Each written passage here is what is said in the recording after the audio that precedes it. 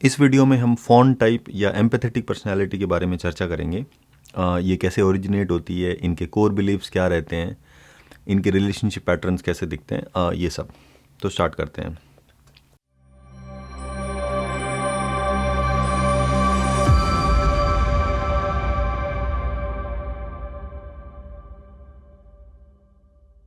सबसे पहले तो मैं ये बता दूं कि जिसकी फ़ॉन्ट टाइप पर्सनैलिटी है, इस वीडियो को देख के उनके शरीर में आज डोपामिन की बाढ़ आ जाएगी। कुछ लोग इंटेंस इमोशंस की वजह से ट्रिगर भी हो सकते हैं, भले ही वो हैप्पी इमोशंस हो। तो अगर इमोशंस ज़्यादा इंटेंस हो तो वीडियो को पॉज कर सकते हैं, पर चैनल छोड़ के भागने का नहीं। अब हम आते हैं फ़ॉन्ट टाइप पे। इन चारों टाइप्स में से सबसे ज़्यादा गिफ्टेड चाइल्ड होता है फ़ॉन्ट टाइप चाइल्ड। पेरेंट्स दुआ मांगते हैं ऐसे चाइल्ड के लिए। अभी फ़ॉन्ट टाइप सोच रहा होगा कि कैसा मजाक कर रहे हो, but this is true. Alice Miller ने कोडिपेंडेंसी को फर्स्ट टाइम 80s में रिकॉग्नाइज़ किया था।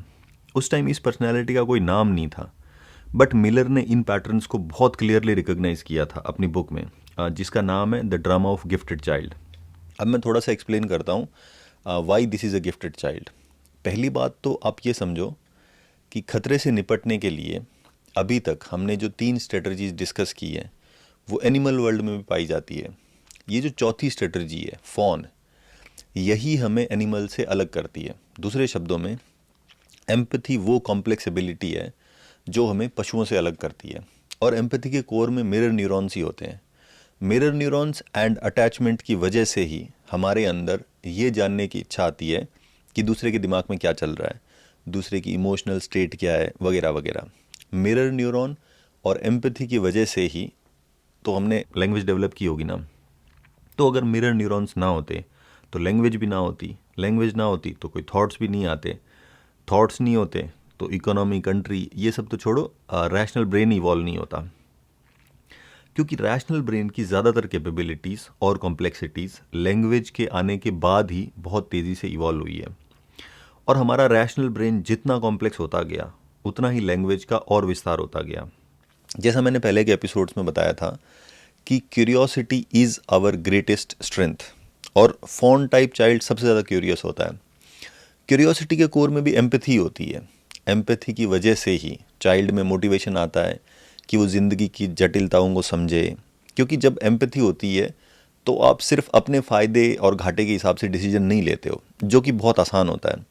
जटिलता तब आती है जब आपकी डिसीजन प्रक्रिया में दूसरे लोगों का सुख दुख भी शामिल हो। इसी तरह हम आते हैं लर्निंग पे।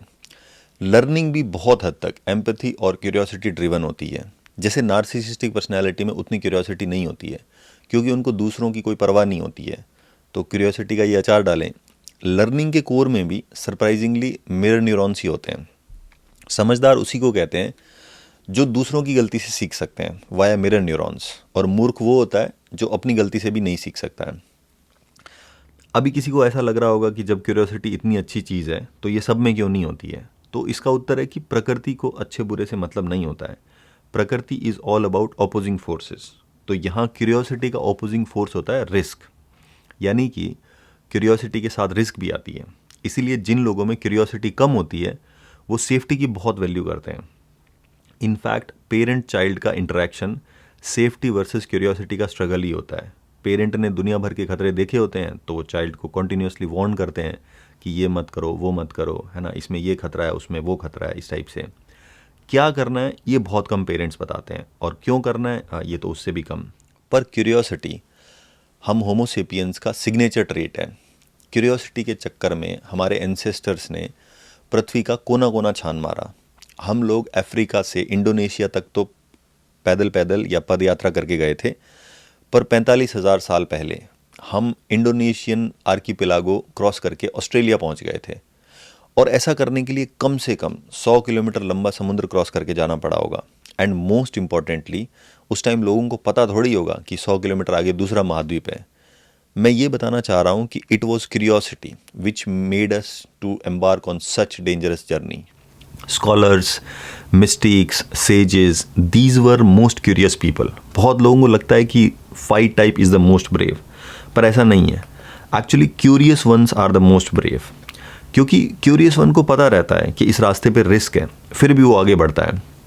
इसी तरह लोगों को लगता है कि रिलीजन फोर्सेस पैसिविटी, यानी कि इन नियम कायदे कानून के हिसाब से चलो, अपना दिमाग लगाने का क्या ज़रूरत है, जबकि रिलीजन क्यूरियोसिटी को एनकरेज करता है, इनफैक्ट ग्लोराइज करता है। कथा उपनिषद का मेन मैसेज यही है कि dare like a teenager, no matter the cost, reach for the highest that you can conceive और इमेजिन। ज़्यादातर स्क्रिप्चर्स ऐसा अज्यूम करते हैं कि हमको क्यूरियोसिटी भगवान ने गिफ्ट के तौर पे दी है, जिसका हमें इस्तेमाल करना चाहिए अपने बारे में और लाइफ के बारे में जानने में। मेरा कहने का मतलब ये है कि समझदार लोगों ने बहुत पहले क्यूरियोसिटी की इंपॉर्टेंस को रिकॉग्नाइज कर लिया था। In fact curiosity is the only thing जिसकी वजह से हम ह्यूमंस आज इस मुकाम तक पहुँचे हैं, यानी कि सिविलाइजेशन, डेमोक्रेसी, रिलीजन, ये सब बना पाए हैं। अब हम पहले सेक्शन पे आते हैं, the drama of gifted child. इसमें हम ये देखेंगे कि फॉन टाइप पर्सनैलिटी ओरिजिनेट कैसे होती है। फॉन मतलब useful, conflict minimizer. Gifted child मतलब very fast learner. Dysfunctional families में पेरेंट्स चाहते हैं कि चाइल्ड उनकी इच्छा, मूड के हिसाब से चले। वो अलग बात है कि चाइल्ड का ब्रेन अभी डेवलप नहीं हुआ है, और फॉन टाइप वो गिफ्टेड चाइल्ड होता है जो ये करने में काफ़ी हद तक सफल रहता है। जो लोग अभी पेरेंट है वो ये चीज़ समझते हैं कि बच्चों को कुछ भी सिखाने में बहुत मेहनत और पेशेंस लगता है। उसके ऊपर से ये भी पता होना चाहिए कि चाइल्ड की क्या कैपेबिलिटीज़ हैं। एक दिन मैं अपने 6 साल के लड़के को किसी बात के लिए डांट रहा था कि you just insulted me, so he was like first tell me what is an insult. इस किस्से से मैं ये बताना चाह रहा हूँ कि बहुत सारे पेरेंट्स अपने बच्चों पे गुस्सा करते हैं, स्पेशली नार्सिसिस्टिक टाइप, कि तुमने मेरी इज्जत मिट्टी में मिला दी, और चाइल्ड को कोई आइडिया नहीं रहता है कि इज्जत क्या होती है और मैंने इसको कैसे मिट्टी में मिला दिया। दूसरे शब्दों में, हम लोग चाइल्ड से मैच्योर एडल्ट वाले बिहेवियर की उम्मीद करते हैं, जो कि बहुत गलत है। हिसाब से हमको पता होना चाहिए कि बच्चे की उम्र क्या है और इस उम्र में वो क्या सीख सकता है और क्या नहीं सीख सकता है, मतलब एज अप्रोप्रिएट कैपेबिलिटीज़ पता होनी चाहिए। डिसफंक्शनल फैमिलीज़ में चाइल्ड से अनरियलिस्टिक उम्मीद की जाती है। फॉन टाइप इन अनरियलिस्टिक उम्मीदों को पूरा करने की एक्चुअली कोशिश करता है। फॉन टाइप इंस्टिंक्टिवली पेरेंट का मूड, हाव भाव, ये सब नोटिस करने में बहुत एक्सपर्ट टाइप चाइल्ड रहता है। गिफ्टेड चाइल्ड का मतलब यही होता है, the one who matures very fast, जो इशारों ही इशारों में बात समझ सके। पेरेंट्स के हिसाब से भी आदर्श संतान फॉन टाइप ही होता है। अब हम गिफ्टेड चाइल्ड के ड्रामा पे आते हैं। डिसफंक्शनल फैमिलीज़ को ऐसे चिल्ड्रन बिल्कुल पसंद नहीं होते हैं जो उनसे कुछ भी मांग करें। इसीलिए कोडिपेंडेंट चाइल्ड बचपन में ही बड़ा हो जाता है। कहने का मतलब वो बचपन में ही अपनी सारी नीड्स और बचपने को त्याग देता है। इनको ये समझ पड़ जाता है कि पेरेंट से कुछ भी डिमांड करने का मतलब पनिशमेंट या ड्रामे को इनवाइट करना है। इसीलिए ये पेरेंट से डिमांड करने की बजाय पेरेंट्स के लिए हेल्पफुल या यूज़फुल बनने की कोशिश करते हैं, और अपनी डिक्शनरी में से नो वर्ड को ही डिलीट कर देते हैं, ताकि इनकी वजह से घर में कोई कॉन्फ्लिक्ट क्रिएट ना हो।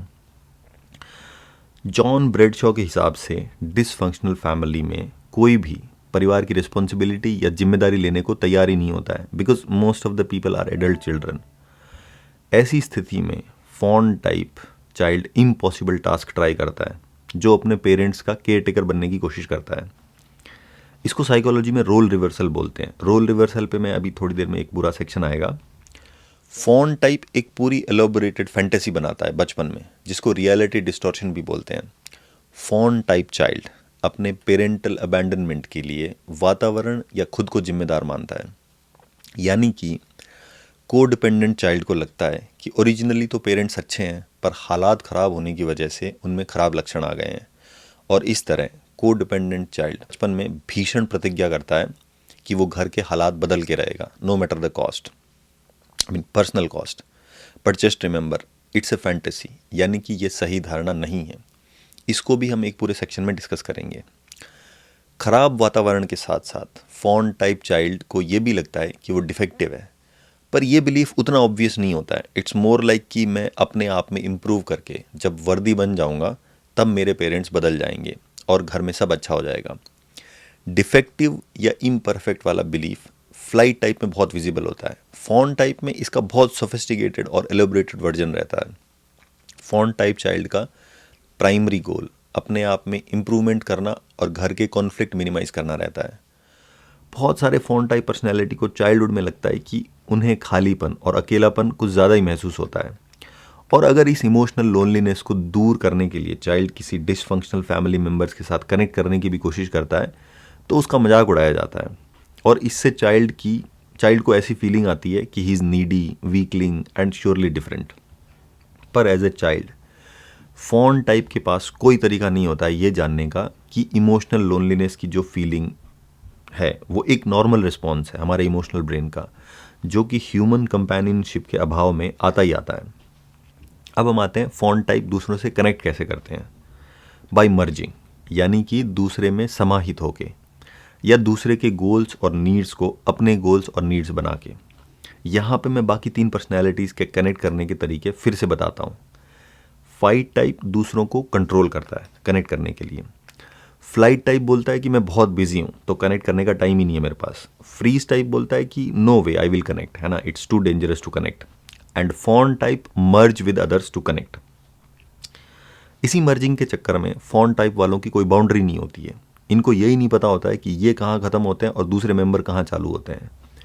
बहुत सारे एरियाज़ में फॉन टाइप और फाइट टाइप एक दूसरे के ऑपोजिट रहते हैं। जैसे फॉन टाइप आग बुझाने का काम करते हैं, जबकि फाइट टाइप आग लगाने का काम करते हैं, या मतलब कॉन्फ्लिक्ट क्रिएट करने का काम करते हैं।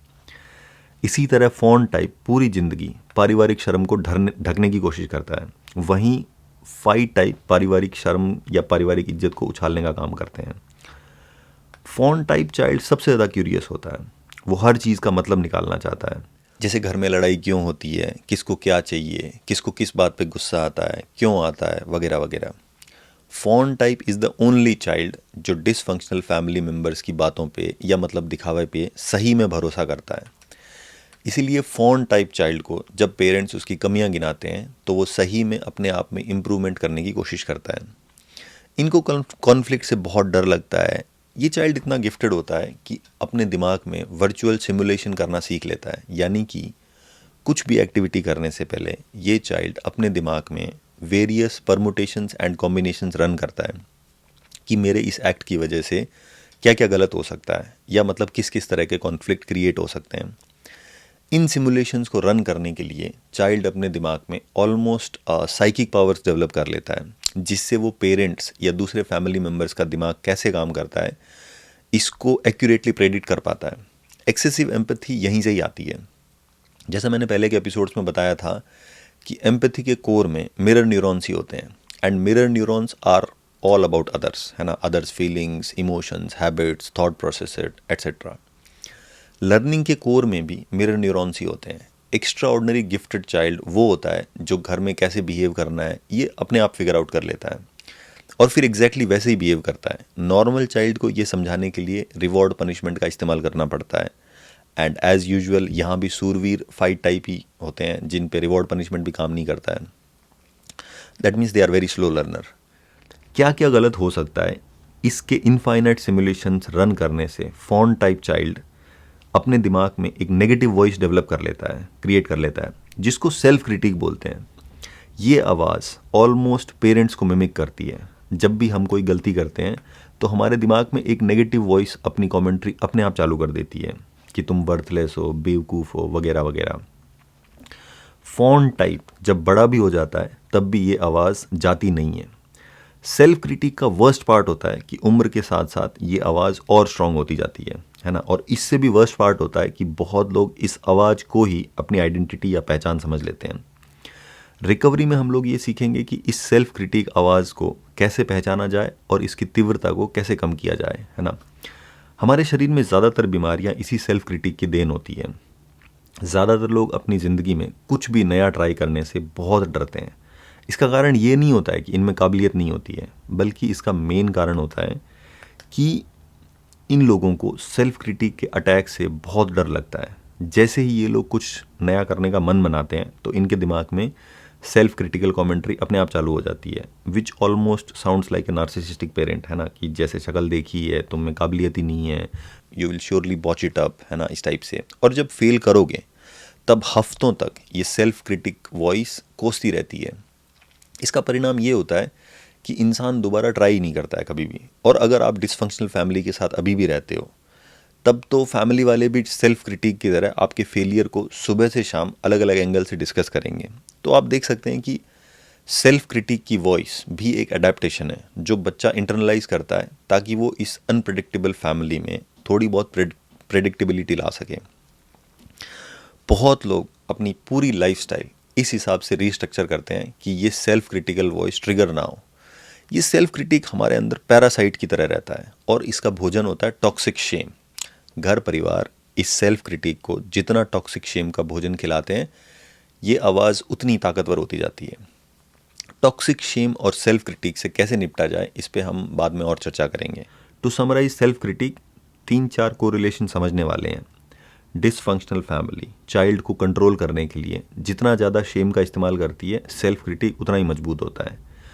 सेल्फ क्रिटिक एक यूजफुल चाइल्डहुड एडेप्टेशन है जिससे बच्चा conflicts, negative consequences, unpredictably, chaos, इन सबको कम करने का प्रयास करता है ना, अनसक्सेसफुली। आप बहुत छोटी गलती जैसे हाथ से कुछ गिर गया या कुछ भूल गए, अगर ऐसी गलती पे भी आप अपने आप को कोसना चालू हो जाते हो तो इसका जनरली ये मतलब होता है कि आपका सेल्फ क्रिटिक बहुत स्ट्रांग है ना। और ऐसे लोगों को बहुत क्रोनिक बीमारियां भी रहती है अनलेस अनटिल वो वर्कआउट वगैरह करते हैं। सेल्फ क्रिटिक को एलिस मिलर ने अपनी बुक में बहुत क्लियरली रिकॉग्नाइज किया था। एक कोट शेयर करता हूँ जो कि बेसिकली सेल्फ क्रिटिक को डिस्क्राइब करता है, which is the survivor becomes imprisoned by a jailer who will accept nothing but perfection. He is chaperoned by a hysterical driver who sees nothing but danger in every turn of the road. It's a beautiful quote, है ना। I will not try to ruin it by explaining it. अब हम fawn type के general patterns पे आते हैं, which is next section. Fawn type का defence mechanism होता है कि यूजफुल बनो। फॉन्ट टाइप अपने अबैंडनमेंट या डेंजर से कैसे डील करते हैं, by being helpful to parents. इसी तरह जब फॉन्ट टाइप को अबैंडन्ड फील होता है तो ये हेल्पफुल बनने की कोशिश करते हैं और जैसे ही ये दूसरों की हेल्प करते हैं इनको सेफ फील होना चालू हो जाता है। इसका ऑब्वियस कंक्लूजन ये होता है कि इनको कॉन्फ्लिक्ट से बहुत डर लगता है। कहने का मतलब फॉन्ट टाइप की डिफेंस मैकेनिज्म दूसरों के लिए हेल्पफुल बनना रहता है। फ्लाइट टाइप अपने डिफेंस मैकेनिज्म में बिजी होने की कोशिश करता है। हेल्पफुल और बिजी होना सेम भी हो सकता है और अलग अलग भी। फोन रिस्पॉन्स वाले चाइल्ड को बहुत जल्दी समझ पड़ जाता है कि हम शरीर में छोटे हैं इसलिए लड़ने का कोई फ़ायदा नहीं है, तो ये सबसे ज़्यादा इंटेलिजेंट और समझदार चाइल्ड होते हैं। इन लोगों का रैशनल ब्रेन प्री मैच्योरली या बहुत जल्दी डेवलप हो जाता है और ये लोग रैशनल ब्रेन का खूब यूज़ भी करते हैं बाकी टाइप्स के कंपैरिजन में। ये लोग अपने फील्ड में बहुत सक्सेसफुल, एकदम एक्सपर्ट टाइप लोग होते हैं। ये लोग ये आगे जाके ह्यूमन राइट्स वगैरह के लिए लड़ते हैं। और फोन टाइप वालों की शेयर पावर होती है क्रिएटिविटी। इनोवेशन में ज़्यादातर इन्हीं का ही हाथ रहता है।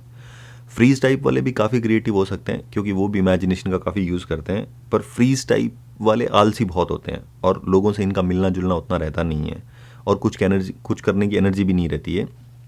इसीलिए फ्रीज टाइप का इनोवेशन में सक्सेस रेट उतना अच्छा नहीं रहता है। इससे पहले कि हम आगे बढ़ें, एक बात बता दूं कि अगली जनरेशन में ट्रॉमा और ईवल को स्प्रेड करने का काम सिंगल हैंडेडली फाइट टाइप करते हैं। Flight type and freeze type बच्चों को उतना डैमेज नहीं करते हैं। फाइट टाइप अपने बच्चों को बहुत डैमेज करता है, specially via rage. Fight type वाले, जैसा मैंने पहले बताया था, कि टाइम टिकिंग बॉम्ब की तरह होते हैं, कभी भी फट सकते हैं। ये लोग घर में बहुत अनसेफ एनवायरनमेंट क्रिएट कर देते हैं जहाँ प्रेडिक्टेबिलिटी बिल्कुल भी नहीं होती है। चाइल्ड को सेफ फील करने के लिए कुछ प्रेडिक्टेबिलिटी चाहिए होती है। मेरा कहने का मतलब इन चारों टाइप्स के पेरेंट्स जनरली फाइट टाइप ही होते हैं और फाइट टाइप जनरली अपना गुस्सा या रेज स्पाउस और बच्चों पे ही निकालते हैं। और जैसा मैंने पहले बताया था कि फाइट टाइप वाले अटेंशन पाने के लिए एकदम बेबीज़ की तरह बिहेव करते हैं। बहुत सारे फाइट टाइप तो अपने चाइल्ड के साथ कम्पीट करते हैं अटेंशन के लिए, विच मीन्स अगर स्पाउस या परिवार के बाकी मेंबर्स चाइल्ड को अटेंशन देते हैं या चाइल्ड की टेक केयर करते हैं तो फाइट टाइप को जलन होने लग जाती है। यहाँ इनका भाव ये होता है कि घर में सबसे बड़ा चाइल्ड तो मैं हूँ ना, तो सारी अटेंशन मेरे को मिलनी चाहिए, इस टाइप से।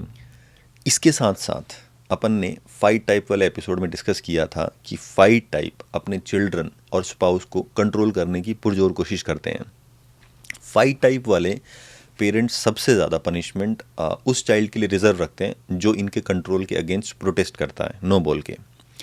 नो बोलना मतलब चाइल्ड अपनी बाउंड्री एनफोर्स करने की कोशिश करता है और अनफेयरनेस के खिलाफ प्रोटेस्ट करता है। जैसा मैंने पहले के एपिसोड्स में बताया था कि बाउंड्री वायलेशन और इनजस्टिस पे हमें बहुत गुस्सा आता है, but anger is not welcome in dysfunctional family. तो यहाँ भी फॉन टाइप चाइल्ड बहुत समझदारी दिखाता है और सबसे पहले तो वो अपनी डिक्शनरी में से नो शब्द ही उड़ा देता है और अपनी कोई बाउंड्री भी नहीं बनाता है। इसके साथ साथ ये चाइल्ड अपने pre maturely over developed rational brain का इस्तेमाल करके एमिगडाला को क्लैंप डाउन करना सीख लेता है। यानी कि एंगर जनरेट तो होता है एमिगडाला में, बट उसको फॉन टाइप कभी बाहर नहीं आने देता है ना। इस पर हम और बाद में चर्चा करेंगे।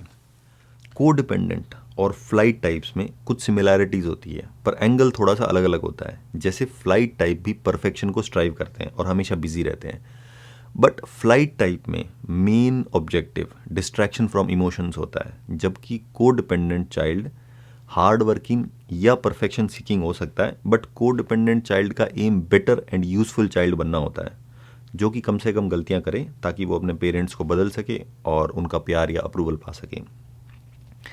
अब यहाँ ध्यान रखना कि बेटर बहुत सब्जेक्टिव वर्ड है। फॉन टाइप चाइल्ड अपने अंडर डेवलप्ड ब्रेन का यूज़ करके ये गेस करने की कोशिश करता है कि उसके डिल्यूजनल एंड इरेशनल पेरेंट्स के हिसाब से आइडियल चाइल्ड क्या होता है। और ये ध्यान रखना कि डिसफंक्शनल पेरेंट के अनुसार आइडियल चाइल्ड की परिभाषा परिस्थिति और वक्त के हिसाब से बदलती रहती है। अब हम आते हैं नेक्स्ट सेक्शन पे, that is core traits of fawn type. ऐसा बोला जाता है कि fawn type need to be needed, यानी कि फॉन टाइप की ज़रूरत ये रहती है कि दूसरों को इनकी ज़रूरत पड़े, और ये मदद भी करते हैं लोगों की, and they genuinely feel happy and content over it. Narcissist भी लोगों की मदद करता है, पर नार्सिसिस्ट का एम हमेशा अटेंशन पाना या वाई पाना रहता है। फॉन टाइप के 3 कोर ट्रेट रहते हैं। एक्सेसिव एम्पैथी, जो कि मर्जिंग से आती है। यहाँ पे मैं थोड़ा सा डिफेंस मैकेनिज्म या कोर ट्रेट को फिर से एक्सप्लेन करता हूँ।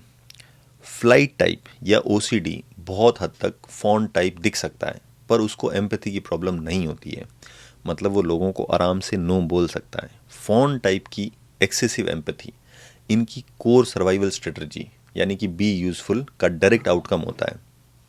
इसी तरह फॉन टाइप का दूसरा कोर ट्रेट होता है कि इनसे किसी को मना नहीं किया जाता है। मना करना और मदद करना तो मतलब बिल्कुल ऑपोजिट हो गए ना। फॉन टाइप का तीसरा कोर ट्रेट रहता है कि very poor boundaries and inability to express anger. Boundaries और anger are very very closely interlinked. Poor boundaries भी टेंडेंसी टू मर्ज की वजह से आती है। इसी तरह नो नीड्स भी कोर ट्रेट में आता है। कुछ फॉन टाइप में ये वाला ट्रेट इतना बढ़ जाता है कि इनके दिमाग में जैसे ही अपनी कोई ज़रूरत को पूरी करने का ख्याल आता है तो इनको गिल्टी फील होना चालू हो जाता है। इसी तरह ज़रूरत से ज़्यादा जिम्मेदारी लेके रखना, ये भी कोर ट्रेट में आता है। तो ये 7-8 कोर ट्रेट्स सारे के सारे यूज़फुल बनने के ही अलग अलग मैनिफेस्टेशंस या आकार हैं। अब मैं 2-3 ऐसे ट्रेट बताता हूँ जो कोर ट्रेट नहीं है पर जनरली फॉन टाइप में पाए जाते हैं, फ़र्क समझाने के लिए कि कोर ट्रेट क्या होता है और मतलब नॉर्मल ट्रेट क्या होता है। जैसे ओवर इंट्रोस्पेक्शन, यानी बहुत ज़्यादा चिंतन मनन करना।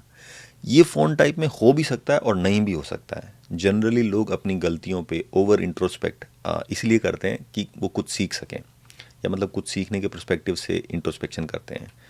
इसी तरह क्यूरियोसिटी एक ट्रेट रहता है जो कि फॉन टाइप में जनरली मतलब होता है पर ज़रूरी नहीं है। तो अभी आपको समझ पड़ गया होगा कि कोर ट्रेट क्या होता है, वो जो डिफेंस मैकेनिज्म का डायरेक्ट मैनिफेस्टेशन होता है। इन सब ट्रेट्स का क्या किया जाए, इन सब पे हम आगे के एपिसोड्स में विस्तार से चर्चा करेंगे, पर एक पर्टिकुलर ट्रेट को मैं नेक्स्ट सेक्शन में डिस्कस करता हूँ, which is expression of needs. जैसा मैंने पहले बताया था कि फॉन टाइप वाले बचपन में ही अपनी नीड्स त्याग देते हैं, पर इसका मतलब ये नहीं है कि इनकी नीड्स नहीं होती है। चलो पेरेंट्स के साथ तो आदर्श संतान का रोल प्ले कर लिया, पर दूसरे रिश्तों में तो इंसान की नीड्स होती है ना। इस सेक्शन में हम ये देखेंगे कि कैसे फॉन टाइप रिश्तों में अपनी नीड्स एक्सप्रेस करते हैं और कैसे ये ट्रेट सेल्फ परपेचुएटिंग मिजरी को जन्म देता है। इस मिजरी को फॉन टाइप जब चाहे तब ख़त्म कर सकता है। इस मिजरी की कोर रीजनिंग ये रहती है कि फॉन टाइप को डिसफंक्शनल फैमिलीज़ का कोर फाउंडेशनल प्रिंसिपल कभी समझ नहीं पड़ता है, विच इज़ कि डिसफंक्शनल फैमिलीज़ में जो एकदम नंगा होता है उसकी सब तारीफ़ करते हैं, जूम लेंस लेके सब उसमें खूबियाँ ढूंढते हैं जो कि जनरली दूर दूर तक कहीं दिखती नहीं है। इन अदर वर्ड्स, जब क्लस्टर बी पर्सनालिटी की बात आती है तब डिसफंक्शनल फैमिली ये सिखाती है कि कमियां सब में होती है, आप खाली गुण देखो। But and very important but, जब नॉर्मल पर्सन की बात आती है तब dysfunctional family members zoom lens लेके कमियां ढूंढते हैं। फॉन टाइप पर्सनैलिटी तो ये बिलीव करती है कि अगर आप लोगों के साथ अच्छा व्यवहार करोगे तो लोग आपके साथ अच्छा व्यवहार करेंगे, और अगर आप लोगों के साथ बुरा व्यवहार करोगे तो लोग आपके साथ बुरा व्यवहार करेंगे। This is a fatally flawed assumption in a dysfunctional family. Fatal मतलब इस अजम्पशन की वजह से आपकी जान भी जा सकती है। इसीलिए मैं फिर से डिसफंक्शनल फैमिलीज़ का फंडामेंटल प्रिंसिपल रीइटरेट करता हूँ। जो गंद मचा सकता है, यानी कि बुरे परिणाम इंश्योर कर सकता है, उसकी सब वाई करते हैं। जनरली ये नार्सिसिस्टिक या सोशियोपैथिक पर्सनैलिटी होती है, और जिसके बारे में सबको श्योरली पता है कि ये चाह के भी कुछ बुरा नहीं कर सकता है, स्पेशली फॉन टाइप पर्सनैलिटी, तो इनको सब डोरमेट की तरह ट्रीट करता है। अब हम ये देखते हैं कि फॉन टाइप अपनी नीड्स कैसे एक्सप्रेस करता है। फॉन टाइप पहले तो दूसरों के लिए हेल्पफुल बनते हैं और फिर एक्सपेक्ट करते हैं कि सामने वाला सिमिलर सिचुएशन में इनकी हेल्प करेगा। इसी तरह ये पहले दूसरों की नीड्स फुलफिल करते हैं, फिर एक्सपेक्ट करते हैं कि सामने वाला इनकी नीड्स पूरी करेगा। और फॉन टाइप ये वाला तरीका जनरली नार्सिसिस्ट के साथ ट्राई करते हैं, जिसका सिग्नेचर ट्रेट ये होता है कि दूसरों को क्या चाहिए हमें इससे कोई फ़र्क नहीं पड़ता है। अब कोई सोचेगा कि फॉन टाइप इतना वियर्ड तरीके से क्यों नीड्स एक्सप्रेस करते हैं, तो इसका उत्तर है कि नीड्स को डायरेक्ट एक्सप्रेस करना बहुत ट्रिगरिंग होता है इनके लिए। रिकवरी में फॉन टाइप को फोर्स किया जाता है कि नीड्स को डायरेक्टली एक्सप्रेस करो। यहाँ पे मैं एक छोटी सी डिबेट डिस्कस करना चाहूँगा फॉन टाइप के लिए, इसको समझना बहुत ज़रूरी है। तो ये वाली डिबेट है फैमिलियरिटी वर्सेस लव। अगर कोई फॉन टाइप अपनी डिसफंक्शनल फैमिली को छोड़ के भी भाग जाता है, तब भी वो बाहर की दुनिया में भी फाइट टाइप के साथ ही उलझता है, क्योंकि आप फैमिली छोड़ के भागे हो। उस फैमिली में डेवलप हुआ दिमाग तो अभी भी आपके साथ है, और वो दिमाग अभी भी dysfunctional family rules and belief system को ही फॉलो करता है।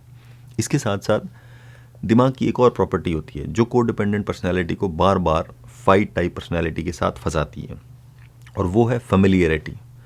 हमारा दिमाग अस वर्सेस देम की तर्ज पे इवॉल्व हुआ है। अस मतलब जिनसे हमारा अटैचमेंट है, या मतलब जो अपनी फैमिली या ट्राइब के लोग हैं। देम यहाँ पे इंपॉर्टेंट नहीं है, पर इस अटैचमेंट की वजह से हमारा दिमाग जब भी सिमिलर सिचुएशन या सिमिलर पर्सन को एनकाउंटर करता है तो हैप्पी हार्मोन्स रिलीज करता है, because this is something mind is familiar with, this is something mind can handle. पर इन हैप्पी हार्मोन्स को लव समझना इज अ फेटल मिस्टेक। थोड़ा सा डिफरेंट वर्जन होता है जो कि फॉन टाइप को समझाया जाता है कि fixing somebody is not love. और जैसा मैंने पहले बताया था कि अगर आप बिना किसी डिस्क्रिमिनेशन या विवेक के एम्पैथी खर्च करोगे तो बहुत ड्रेन्ड या थकान तो फील होगी होगी, और ये मानसिक थकावट फिर काम, परिवार, सब जगह अपना प्रभाव छोड़ती है। फॉन टाइप वाले अपनी हेल्थ को लेके भी बहुत केयरफुल नहीं होते हैं, है ना, मतलब बहुत केयरलेस होते हैं। बीमार होंगे तब भी काम करते रहेंगे, एंड रिजल्ट विल बी और ज़्यादा गंभीर बीमारियां होना या क्रॉनिक बीमारियां होना। बहुत सारे फॉन टाइप को लगता है कि अगर मैं अपनी प्रॉब्लम बताऊंगा तो कोई बिलीव भी नहीं करेगा, सब सोचेंगे कि मेड अप प्रॉब्लम है। और डिसफंक्शनल फैमिलीज़ में ऐसे एलिगेशंस लगाना मतलब कॉमन होता है बहुत ज़्यादा, और लोग एक दूसरे पे लगाते रहते हैं। और इससे भी ज़्यादा रोचक बात ये रहती है कि डिसफंक्शनल फैमिलीज़ में ऐसे नमूने भी रहते हैं जिनको कोई दिक्कत नहीं होती है, फिर भी फेक बीमारी का सहारा लेके ये कामचोर बन जाते हैं। अब हम आते हैं नेक्स्ट सेक्शन पे, विच इज़ रोल रिवर्सल। चूँकि को डिपेंडेंट चाइल्ड को लगता है कि इधर 50-50 साल के बुजुर्ग बेबीज़ अटेंशन के लिए लाइन में लगे हुए हैं, तो बड़े बुजुर्गों की थोड़ी रिस्पेक्ट करनी चाहिए, और आदर्श संतान होने के नाते को डिपेंडेंट चाइल्ड बचपन में ही बड़ा हो जाता है, क्योंकि डिसफंक्शनल फैमिली में बाकी कोई ग्रो करने को तैयार ही नहीं है। यहाँ इस चाइल्ड की ज़िंदगी की जटिलता ख़त्म नहीं होती है।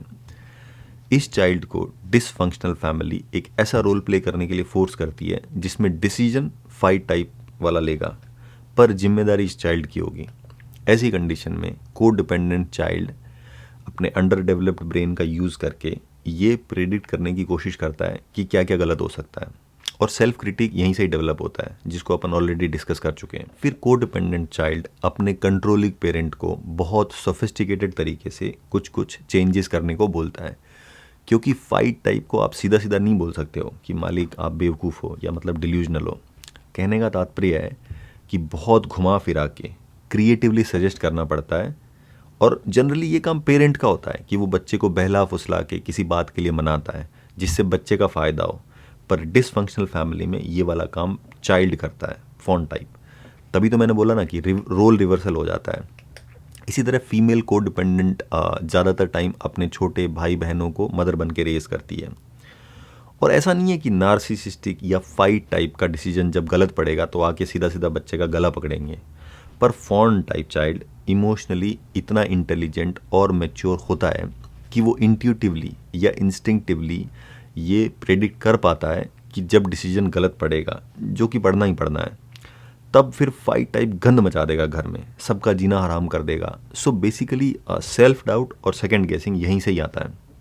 बिकॉज को डिपेंडेंट चाइल्ड की मजबूरी होती है कि उसको 18 साल तक ऐसी गाड़ी में राइड करना रहता है जिसका ड्राइवर डिल्यूजनल है और दूसरे मेंबर्स या तो फ्रोजन है या बिजी है, यानी कि फ्लाइट एंड फ्रीज टाइप। ऐसी स्थिति में फॉन टाइप चाइल्ड बहुत केयरफुली डिल्यूजनल ड्राइवर को गाइड करने की कोशिश करता है, महानता या ईगो को बिना पोक किए हुए। इसीलिए फॉन टाइप चिल्ड्रन का दिमाग इतना वर्सेटाइल हो जाता है ये एंटिसिपेट करने में कि क्या क्या गलत जा सकता है, and surprisingly they are very spot on. अब फॉन टाइप चाइल्ड की प्रॉब्लम यही होती है कि जब अपने लिए डिसीजन लेने की बारी आती है तब इनका दिमाग श्राप बन जाता है। मतलब क्या क्या गलत हो सकता है इसकी इतनी लंबी लिस्ट बनाते हैं कि पूछो मत। और ऊपर से किसी भी डिसीजन के फ़ायदे के बारे में को डिपेंडेंट चाइल्ड को कोई आइडिया नहीं रहता है, क्योंकि फ़ायदा इनकी इक्वेशन में कभी आया ही नहीं। इनका ऑब्जेक्टिव हमेशा कॉन्फ्लिक्ट मिनिमाइज़ करना रहा है। इसके अलावा एक और दिक्कत होती है कि को डिपेंडेंट चाइल्ड का दिमाग पारिवारिक फैसले लेने के हिसाब से डेवलप हुआ होता है। तो जब इंडिविजुअल लेवल पे डिसीजन लेने की बारी आती है तब इनको कोई आइडिया नहीं रहता है कि कैसे प्रोसीड करें। बहुत लोगों में ये व्हाट कैन गो रोंग वाला ट्रेट इतना प्रोमिनेंट होता है कि ये कुछ भी डिसाइड करने से पहले इतना नेगेटिव सोचते हैं कि डिसीजन के फ़ायदे के बारे में बिल्कुल भी फोकस नहीं करते हैं। ये चाइल्डहुड लेगेसी का लेफ्ट ओवर ट्रेट है। सेल्फ डाउट एंड सेकंड गेसिंग का ट्रेट यहीं से आता है। कुछ कुछ को डिपेंडेंट पर्सनैलिटीज़ में ये ट्रेट इतना स्ट्रॉन्ग होता है कि ये लोग प्लेजरेबल एक्टिविटी जैसे बाहर खाना खाना या मूवी देखना, ऐसी एक्टिविटीज़ को लेके भी इतना ऑब्सेस या ड्रेड करते हैं कि पूछो मत। दूसरे शब्दों में फॉन टाइप पर्सनैलिटी का दिमाग प्लेजरेबल एक्टिविटी को भी पेनफुल बना सकता है। रोल रिवर्सल की वजह से फॉन टाइप के पास एक सीक्रेट वेपन आ जाता है, and that is excessive empathy. इन बच्चों में ऑलमोस्ट साइकिक एबिलिटी आ जाती है ये प्रेडिक्ट करने में कि पेरेंट का कब मूड ख़राब होने वाला है और मूड ख़राब होने के बाद पेरेंट को कैसे हैंडल करना है, इनको ये भी पता होता है।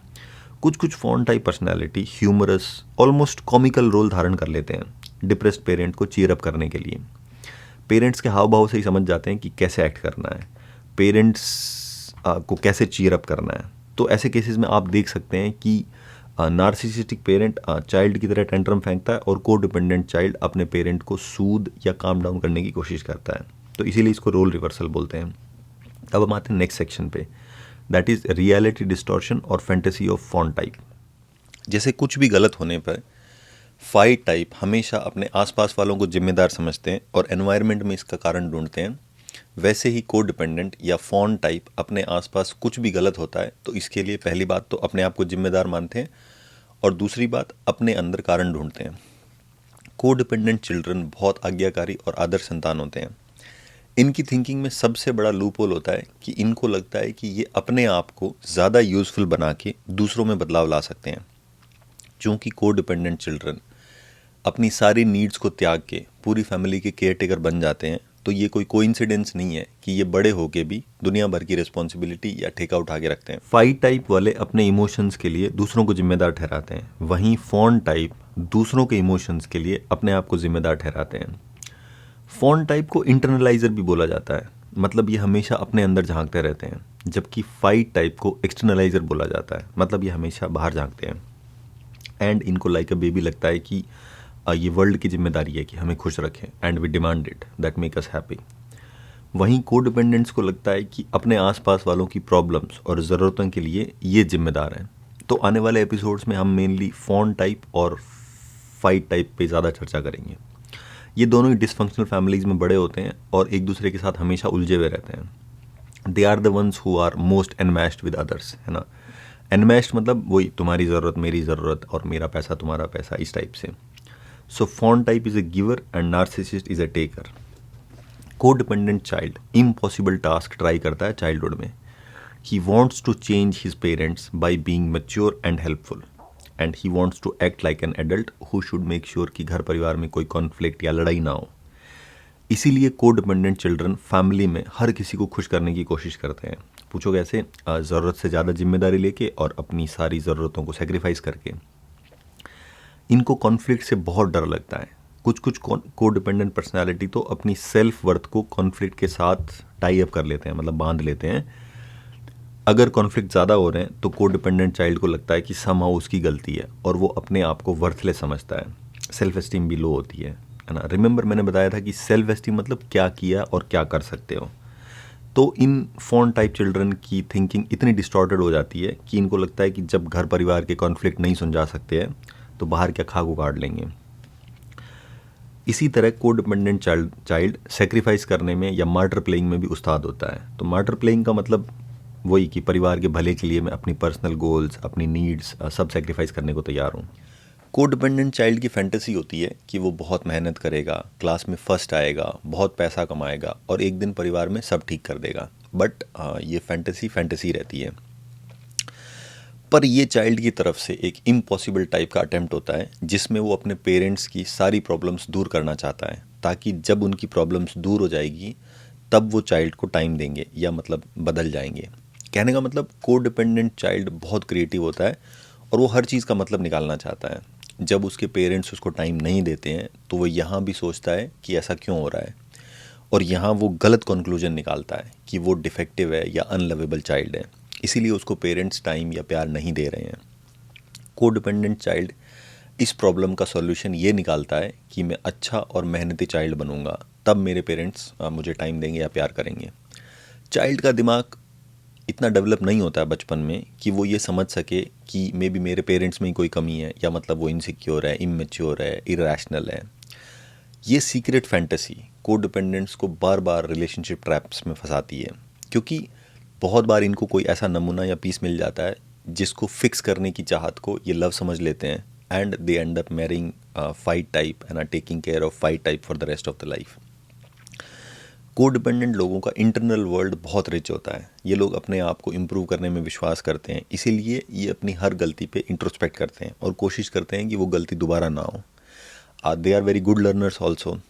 तो इनकी sheer power in mirror neurons या एम्पैथी होती है, इसीलिए ये दूसरों की गलतियों से भी सीख लेते हैं। So narcissist lacks this ability.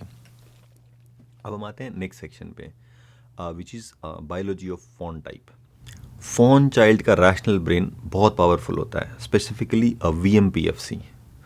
को डिपेंडेंट चाइल्ड इन चारों F टाइप में सबसे ज़्यादा काम और कंपोज्ड होता है। मतलब को डिपेंडेंट चाइल्ड अपने इमोशंस को, स्पेशली एंगर को सप्रेस करने में सबसे ज़्यादा सक्सेसफुल होता है, और ये अपने आप पे सीक्रेटली गर्व भी करते हैं कि मेरे में अनलिमिटेड कैपेसिटी है बुलशिट बर्दाश्त करने की, है ना। सामने वाला मेरी कितनी भी बाउंड्री वायलेट कर ले पर मुझे सामने वाले पे गुस्सा नहीं आता है ना। गुस्सा सिर्फ अपने आप पे आता है और वो भी बाद में।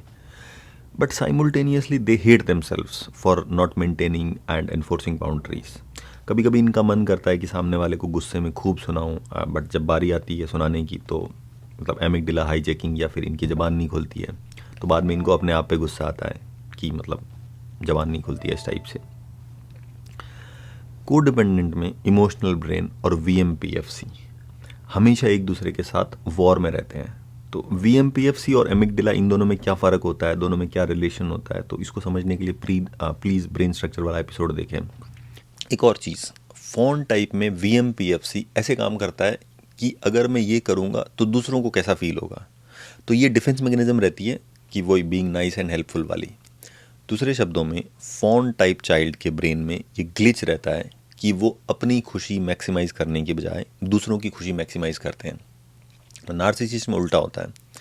हेल्दी पर्सनैलिटी मतलब अपना और दूसरों का बैलेंस रखो, पर प्रायोरिटी खुद की रखो। अब ये वाला ट्रेट भी चाइल्डहुड में तो सर्वाइव करने में मदद करता है, पर इस ट्रेट की वजह से फॉन टाइप बहुत भारी कीमत चुकाता है। हमेशा नेगेटिव इमोशन से जूझता रहता है। ऐसा क्यों होता है, इसको मैं थोड़ा एक्सप्लेन करता हूँ। अगर कोई भी पेरेंट अपने बच्चे को इग्नोर करके दूसरों के बच्चों को खुश करने की कोशिश करेगा तो उसके अपने बच्चे को कैसा फील होगा। तो फॉन टाइप पर्सनैलिटी एग्जैक्टली इसी प्रॉब्लम से सफ़र करता है। जब वो अपनी नीड्स, बाउंड्रीज, हैप्पीनेस पे ध्यान नहीं देता है तो फॉन टाइप का इमोशनल ब्रेन या इनर चाइल्ड फिर कॉन्टिन्यूसली नेगेटिव इमोशन जनरेट करता है। और तो और फॉन टाइप का इमोशनल ब्रेन इनकी लाइफ के इम्पॉर्टेंट गोल्स को भी बहुत बुरी तरीके से सैबोटाज करता है, जो कि सही है, क्योंकि फॉन टाइप के लाइफ गोल्स जनरली पेरेंट्स के सेट किए हुए गोल्स रहते हैं जिनका पर्पस पेरेंट को अटेंशन दिलाना होता है। तो प्रोक्रास्टिनेशन का एक रीज़न ये भी होता है कि आप जो भी कर रहे हो, अगर उसका प्राइमरी पर्पस पेरेंट या दूसरे पारिवारिक सदस्यों को अटेंशन दिलाना है, तो ऐसे केस में आपका मन या आपका इमोशनल ब्रेन आपको ये काम करने नहीं देगा। दुनिया भर के नेगेटिव इमोशन जनरेट करेगा, पैसिविटी जनरेट कर देगा, है ना, लेजीनेस जनरेट कर देगा, और एक्सट्रीम केसेस में तो आपको बीमारी दे देगा। And it is extremely unfortunate कि हम इमोशनल ब्रेन की बात नहीं सुनते हैं।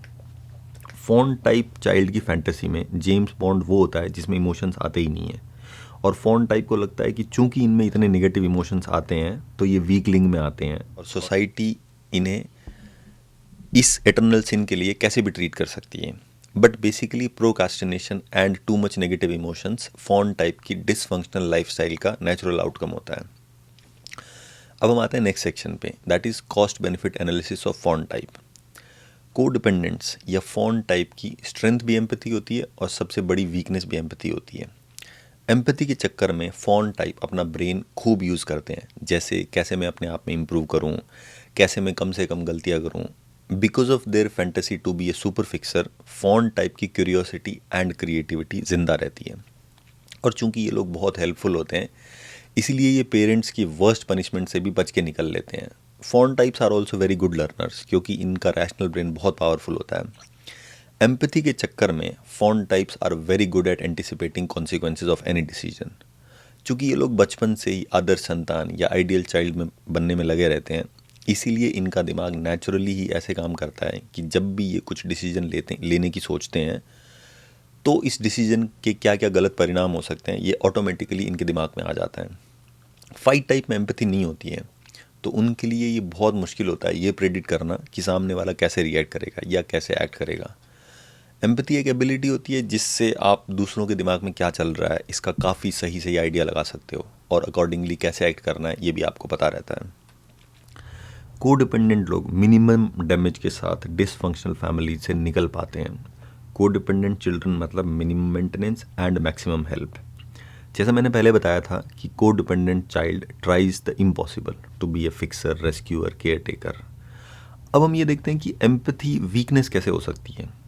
वैसे तो मैं ये बता दूं कि एम्पैथी होना अपने आप में बहुत प्रेशियस एबिलिटी है, और जैसा मैंने पहले बताया था लास्ट एपिसोड में कि एम्पैथी में almost God like healing powers होती है, और अगर कोई एम्पैथेटिक इंसान आपका दुख सुन भी लेगा तो मतलब दुख कम हो जाएगा। चूँकि एम्पैथी इतनी प्रेशियस एबिलिटी है और ये लिमिटेड मात्रा में अवेलेबल होती है, इसीलिए इसको फालतू लोगों पे वेस्ट नहीं करना चाहिए। तो यहाँ कोडिपेंडेंट लोग फंस जाते हैं, इनकी बाउंड्री नहीं होती है, और इन्होंने अपनी डिक्शनरी में से नो वर्ड तो बचपन में ही डिलीट कर दिया था। इसीलिए इनकी एम्पैथी फ्रीली सबके लिए अवेलेबल रहती है, और इसका मैथमेटिकल या लॉजिकल कंक्लूजन ये होता है कि जिनको इनकी एम्पैथी चाहिए होती है उनको ये एम्पैथी मिलती नहीं है। और बहुत सारे adult and needy children leech की तरह कोडिपेंडेंट से चिपक जाते हैं, और जब तक कोडिपेंडेंट का सारा खून नहीं सूख जाता तब तक ये लीच की तरह लगे रहते हैं। लीच कोई भी हो सकता है ना, मतलब स्पाउस, माँ बाप, भाई बहन, बेटा बेटी, या दोस्त या रिश्तेदार। फ़ॉन टाइप पर्सनैलिटी के लिए ये एक्सेप्ट करना सबसे मुश्किल स्टेप होता है रिकवरी में, कि वो लीच या पैरासाइट को पाल रहा है, और ये एक्सेप्टेंस स्टेप्स में आता है। It's not a 0-1 process. जैसे सबसे पहले फ़ॉन टाइप को ये रियलाइज़ होता है कि सामने वाला स्वार्थी या मतलबी तो है, फिर ये रियलाइज़ होता है कि हाँ, दिखावा या ढोंग भी प्रेजेंट है सामने वाले में, फिर ये रियलाइज़ होता है कि एम्पैथी भी नहीं है। तो आप देख सकते हैं कि ये बहुत लंबा प्रोसेस है एक्सेप्टेंस का। ज़्यादातर फ़ॉन टाइप पर्सनैलिटी में पेरेंट की बहुत आइडियलाइज्ड इमेज होती है, ऑलमोस्ट गॉड लाइक। जैसे ही फ़ॉन टाइप अपने पेरेंट को रियलिटी के प्रिज्म से एनालाइज करना चालू करता है तो इनको गिल्टी फील होना चालू हो जाता है। तो आप देख सकते हैं कि पेरेंट की आइडियलाइज्ड इमेज एक्सेप्टेंस में सबसे बड़ा रोड़ा होता है। कोडिपेंडेंट या फ़ॉन टाइप का सबसे बड़ा वीक पॉइंट होता है कि एमिगडाला की बात बिल्कुल नहीं सुनते हैं, इसीलिए ये फियर या प्रेडेटर को डिटेक्ट नहीं कर पाते हैं, और ये अडेप्टेशन नेसेसरी होता है चाइल्डहुड में। क्योंकि आप समझो, फ़ॉन टाइप का एक पेरेंट तो पक्का नार्सिसिस्ट या सोशियोपैथ होता है, मतलब फाइट टाइप। तो फाइट टाइप के साथ आप एमिगडाला को चालू करके नहीं रह सकते हो, फिर तो एमिगडाला पूरे टाइम ही अलार्म बजाता रहेगा ना, क्योंकि थ्रेट तो घर में ही बैठा हुआ है। कुछ फ़ॉन टाइप चिल्ड्रन की रियलिटी इतनी डिस्टॉर्ट हो जाती है कि उन्हें लगता है कि उनमें कुछ डिफेक्ट है, क्योंकि वो अपने पेरेंट्स के साथ कुछ शेयर नहीं करते हैं, है ना। शेयर करना तो छोड़ो, पास ही नहीं जाते हैं। बड़े होकर इनको इस बात का भी गिल्ट रहता है कि ये अपने पेरेंट्स के साथ इनफ टाइम नहीं स्पेंड करते हैं। तो इसका उत्तर है कि हमारा एमिगडाला फियर जनरेट करता है उस पेरेंट को देखते से ही, which is what it is suppose to do. Sadly fawn type child अपनी रियलिटी को इतनी डिस्टॉर्ट कर सकता है कि वो फियर ऑफ पेरेंट को रिस्पेक्ट फॉर पेरेंट परसीव करता है। किसी को पता करना हो कि whether you have respect for your parent और whether you have fear for parent, तो मतलब ask yourself this question कि रिस्पेक्ट फॉर व्हाट, मतलब कोई ट्रेट होना चाहिए ना, और try to pinpoint these traits जिसकी वजह से आप रिस्पेक्ट करते हो। तो अभी आपको समझ पड़ गया होगा कि एमिगडाला की बात नहीं सुनना भी रियलिटी डिस्टॉर्ट करने के इक्विवेलेंट होता है। पर कोडिपेंडेंट चाइल्ड इस एडेप्टेशन की बहुत भारी कीमत चुकाता है, क्योंकि वो बड़ा होके भी इस हॉस्टाइल वर्ल्ड में बिना अस्त्र शस्त्र के जीवन यापन करने की कोशिश करता है और बार बार धोखा खाता है। थ्रेट डिटेक्टिंग रेडार या एमिगडाला और एंगर, ये दोनों प्रकृति के दिए हुए सबसे बड़े अस्त्र शस्त्र होते हैं। एक इंसान को खतरे से सावधान करता है यानी एमिगडाला, और दूसरा ज़रूरत पड़े तो खतरे से निपटने में काम आता है, दैट इज़ एंगर। अनफॉर्चुनेटली ये दोनों ही अस्त्र शस्त्र फॉन टाइप चाइल्ड बचपन में ही त्याग देता है सर्वाइव करने के लिए। इस एक्ट का इम्प्लीकेशन सिर्फ ये नहीं होता है कि लोग आपको डोरमेट की तरह ट्रीट करेंगे, एक्चुअल लॉन्ग लास्टिंग डैमेज होता है रियलिटी डिस्टॉर्शन। इसको हम बहुत एलोबरेटली डिस्कस करेंगे इस चैनल पे, पर अभी मैं जो स्टेटमेंट बोलूँगा उसको थोड़ा फैथम करने की कोशिश करना। फॉन टाइप के लिए एक सोशियोपैथिक या नार्सिसिस्टिक पर्सनैलिटी नॉर्मल या मोस्ट प्रोबेबली आइडियल पर्सनैलिटी होती है। तो सोच के देखो, ऐसा करने के लिए फॉन टाइप को अपने बिलीफ सिस्टम को कितना डिस्टॉर्ट करना पड़ता होगा, और फिर फॉन टाइप इस डिस्टॉर्टेड बिलीफ सिस्टम से वर्ल्ड में नेविगेट करने की कोशिश करता है, जिसके परिणाम ऑफ कोर्स डिजास्टर्स होते हैं। इसका एक फैसेट हम ऑलरेडी देख चुके हैं, विच वॉज कि fawn type mistakes familiarity with love. जब आप इमोशनली मैच्योर हो जाओगे तब सबसे पहले तो आप फेमिलियरिटी और लव इन दोनों में फ़र्क करना सीखोगे। उसके बाद आप लॉजिकल कंक्लूजन्स के बारे में सोचोगे। जैसे अगर सामने वाला फेमिलियरिटी की फीलिंग जनरेट कर रहा है, मतलब ये भी डिसफंक्शनल फैमिली का प्रोडक्ट है ना, कौन सा वाला, ये आप पता कर सकते हो ट्रेट्स देख करके। फॉन टाइप लोगों को ऑब्जेक्टिवली जज नहीं कर पाते हैं। इनमें कैपेबिलिटीज़ रहती है ये करने की, बट इनकी फैंटेसी बीच में आ जाती है। आप जिस भी कोडिपेंडेंट टाइप पर्सनालिटी को जानते हो तो उनके साथ प्लीज़ ये वीडियो शेयर करें। And generally fawn types are very busy, तो मतलब आपको काफ़ी फोर्स करना पड़ेगा उनको ये वीडियो दिखाने के लिए। और बहुत सारे फॉन टाइप को ऐसा भी लगता है कि मेरे शेयर करने से क्या हो जाएगा, है ना, पर ऐसा नहीं है। इसके साथ साथ प्लीज़ आप इस वीडियो के डिस्क्रिप्शन में अपने एक्सपीरियंसेस भी लिखें कमेंट बॉक्स में कि आपको ये वीडियो देख के मतलब कैसी फीलिंग आई। जनरली फॉन टाइप जब अपने सारे वियर्ड बिहेवियर्स का एक्सप्लेनेशन एक क्यूरियस चाइल्ड की तरह सुनता है तो पहली फीलिंग रिलीफ की होती है, जैसे दिल पर कोई पत्थर पड़ा हुआ था और उसको साइड में रख दिया हो। इसके साथ साथ इमेंस वैलिडेशन की फीलिंग भी आती है। वैलिडेशन मतलब आपने जो डिसफंक्शनल फैमिलीज़ की गंदगी देखी है और जो पैरानॉइड कंक्लूजन्स निकाले हैं और जिनको डिसफंक्शनल फैमिलीज़ ने लगातार झुटलाया है, वो सब वैलिड है भाई, है ना, ऐसा फिगमेंट ऑफ इमेजिनेशन नहीं है। बाकी आप अपनी स्पेसिफिक फीलिंग को मतलब प्लीज़ डिस्क्राइब करें और दूसरों के कमेंट्स को भी पढ़ें, it will give you further validation. अगले एपिसोड में हम कोडिपेंडेंट्स की सब टाइप्स डिस्कस करेंगे। जनरली आपका सेकंड डिफेंस कौन सा है इस पे डिपेंड करता है कि आपकी सब टाइप कौन सी है। इसके साथ साथ हम नेक्स्ट एपिसोड में कोडिपेंडेंट्स की डिस्टॉर्टेड रियलिटी पे भी चर्चा करेंगे और रिकवरी का रोड मैप बताऊंगा मैं स्टेप बाय स्टेप। तो थैंक यू फॉर वॉचिंग।